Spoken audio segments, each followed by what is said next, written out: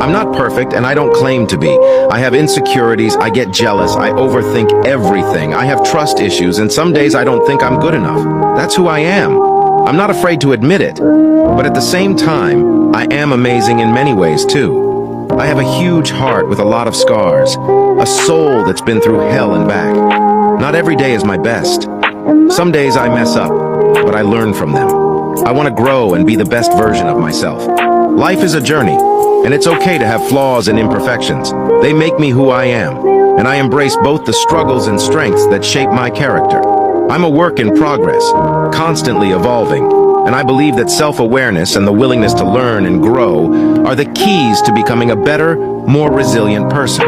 So, remember, it's all right not to be perfect. It's more important to be real and to strive for personal growth and self-improvement.